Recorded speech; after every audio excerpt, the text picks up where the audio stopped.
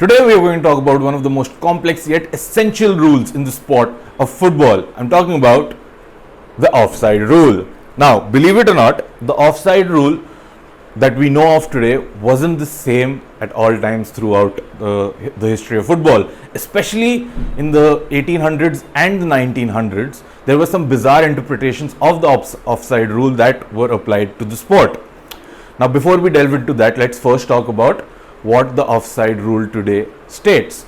The offside rule basically says that a player is considered to be in an offside position if any part of his body with which he can legally touch the ball is not in line with the last defender when the ball is played to him. The parts of the body which are not legal is basically your hand, because you cannot legally touch the ball with your hand, and that's about it. It's the most basic and most important rule of football, the sport that we know of today. But in the early 1800s and in the 1900s, there were some very weird interpretations of the offside rule which were implemented in the sport. So weird that it will blow your mind when you hear about it. First of all, this rule was initially instated in the sport of football to tackle one of the most common problems that you would have if there was no offside rule in the sport. What used to happen then was strikers used to basically stand next to the opposition goals and wait for a long ball to be played to them, and they would just pass it into the net. Now that is one of the most basic problems that you can have when there is no offside rule. Seeing this problem and to tackle this problem, the offside rule was introduced. Now there was a very bizarre interpretation of that rule when it was first introduced. It basically stated that at any point in time, if a player is in front of the ball, he is considered to be in an offside position.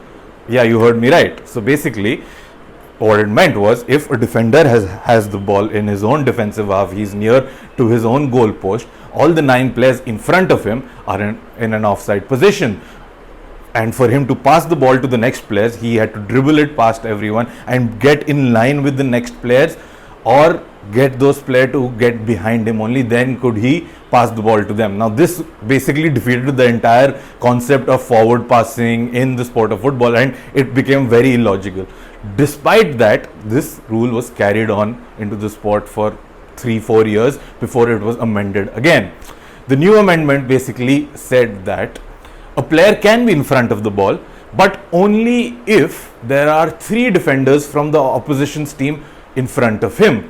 Basically, if a midfielder has the ball and there is a striker ahead of him, and the striker has 3 further defenders from the opposition team guarding him, only then can the ball be played to the striker and he will not be considered to be in an offside position. Yeah, this was actually a rule in football that was followed.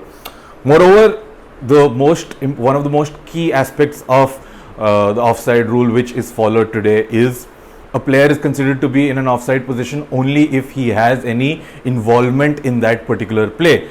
It just means that a player, if he is standing in an offside position but has no involvement in that particular passing or in that particular move that the team is trying to achieve, then it won't be given as an offside. But in the years earlier, even if the player had no involvement in the particular play going out in that time, he would be flagged offside, which is again very bizarre. Now today we know the offside is judged when the ball is played to the player in front.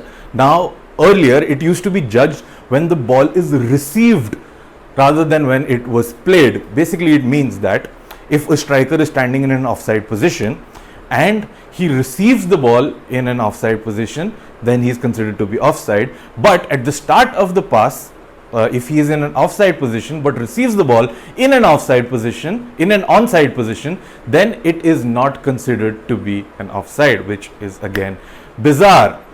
Now thankfully these rules were done away with, and the new offside rule was instated in the sport of football. Otherwise, imagine the chaos that would have been, and how boring the game would have been today if any player who was in front of the ball would have been offside.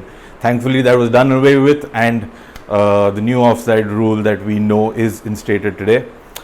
That's it for today. Thank you for watching. Hope you guys enjoyed it. Stay tuned for more.